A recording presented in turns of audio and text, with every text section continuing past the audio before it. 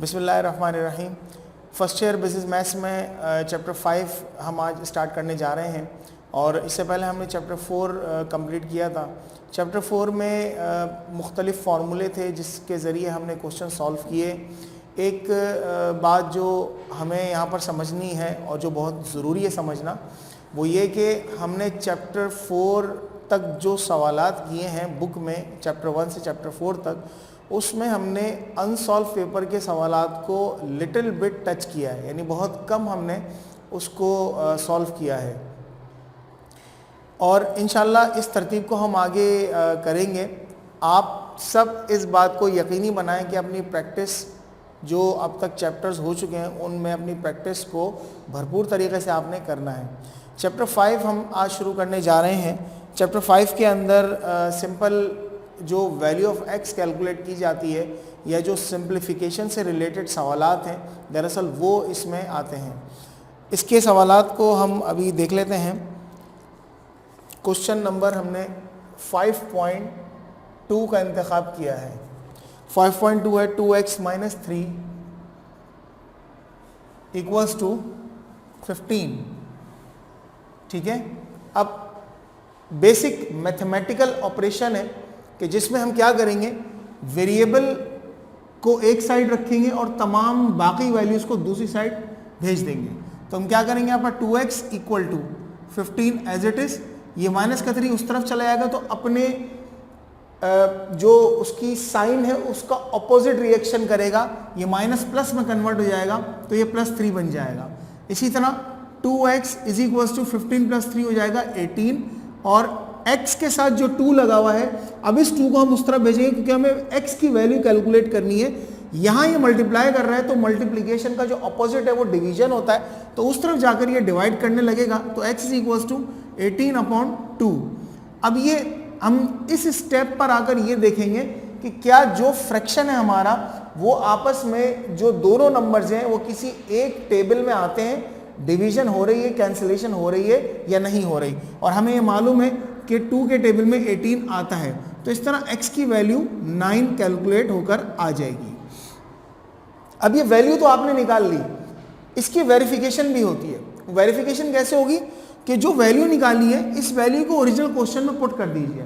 किस तरह से, अगरचे ये क्वेश्चन में रिक्वायर नहीं होता, मगर सिर्फ एक तसल्ली के लिए कि हमने सवाल को सही करा या गलत, उसे देख लेते हैं हम। वेरिफिकेशन के नाम से हम इसको देख लेते हैं कि हम कैसे सॉल्व करते हैं। हमारे पास सवाल है 2x की जगह पर मैंने रख दिया 9 माइनस का 3 इक्वल टू 15, राइट। 2 9 ज़ा 18 माइनस 3 इक्वल टू 15 और 18 माइनस 3 हो जाएगा 15 इक्वल टू 15। अगर दोनों साइड्स आपकी इक्वल आ रही है इसका मतलब यह है कि जो सवाल की वैल्यू आपने कैलकुलेट की है वो सही है।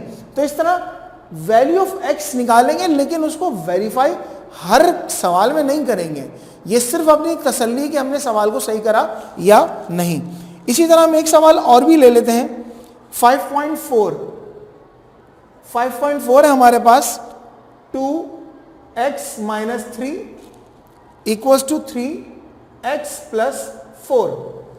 अब देखिए, सॉल्व करने का, इवैल्यूएट करने का, सिंप्लीफाई करने का, कैलकुलेट करने का, इन सब का एक ही मतलब होता है कि क्वेश्चन जहां तक सॉल्व हो रहा है उसे वहां तक सॉल्व करना है। यहां तक ये क्वेश्चन सॉल्व हो रहा था, हमने इसको सॉल्व कर दिया। अब सॉल्व करने को देखें, यहां पर एक अलग अंदाज है। किस तरह से, ब्रैकेट जब भी मौजूद होता है क्वेश्चन में तो सबसे पहले उस ब्रैकेट को ओपन किया जाता है। ओपन करने का एक मतलब ये होता है कि जो उस ब्रैकेट के बाहर साइन मौजूद है और जो उस ब्रैकेट के बाहर नंबर या वैल्यू मौजूद है उससे मल्टीप्लाई कर दें आप।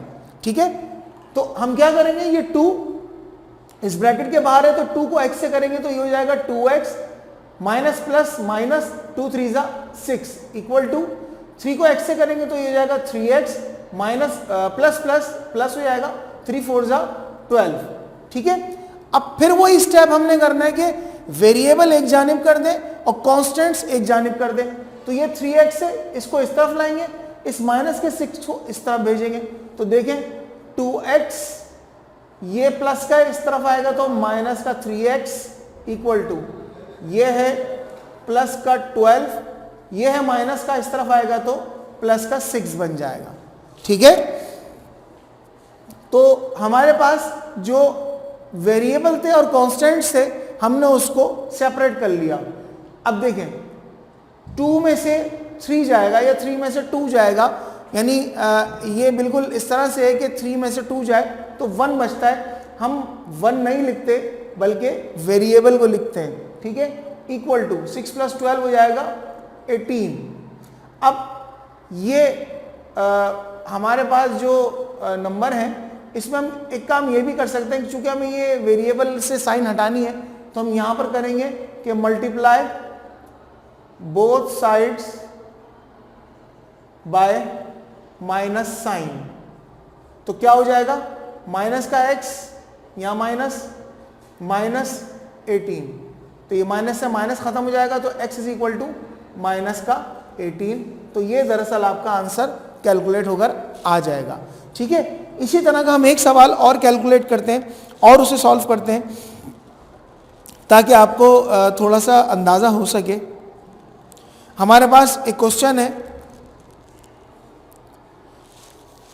5.9 में वो हमसे कहते हैं 2x माइनस का 6 x माइनस 2 माइनस का 6 इक्वल टू 2x, राइट। ये हमारे पास एक क्वेश्चन 5.9 यहां पर मौजूद है। तो सबसे पहले हमारे पास जो तरीक़ेकार है वो ये है, रूल के मुताबिक हम इस ब्रैकेट को ओपन करेंगे तो हम क्या कर लेते हैं 2x माइनस का 6 और x, तो ये माइनस साइन इससे मल्टीप्लाई हो जाएगी तो ये आएगा माइनस का 6x और माइनस माइनस प्लस 6 2 12 और माइनस का 6 एज इट इज, ठीक है, इक्वल टू 2x। हमने क्या करा, इस माइनस के 6 को x से करा, फिर इस वाले माइनस के 6 को 2 से करा। आगे बढ़ते हैं, 2 माइनस 6 यानी 6 माइनस 2 इनफैक्ट, तो ये हो जाएगा माइनस का 4x और ये है प्लस और माइनस तो ये डेफिनेटली माइनस हो जाएगा और ये हो जाएगा प्लस का 6 क्योंकि बड़े नंबर के साथ प्लस मौजूद है, इक्वल टू 2x। अब इस ब्रैकेट को ओपन कर लीजिए तो ये हो जाएगा माइनस का 4x प्लस का 6 इक्वल टू 2x। अब वेरिएबल फिर वही एक जानिब कर देंगे और कांस्टेंट एक तरफ कर देंगे, तो इस वेरिएबल को इस तरफ ले आइए, माइनस का 4x और इस 6 को उस तरफ ले जाइए, ये प्लस का है तो उस तरफ आगे हो जाएगा माइनस का 2x इक्वल टू ये प्लस का उस तरफ जाएगा तो माइनस का 6 बन जाएगा, राइट।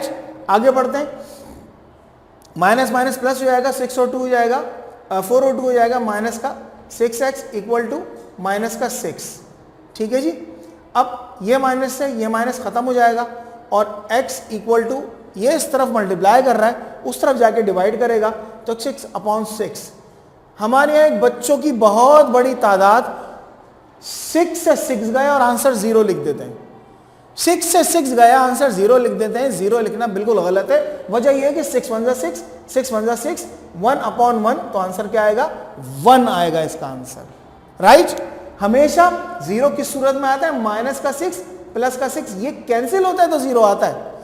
अगर डिवीजन में ऐसा होगा तो कभी भी वो 0 नहीं होगा, वो 1 आता है उसका आंसर हमेशा, याद रखिएगा बेटा ये बात।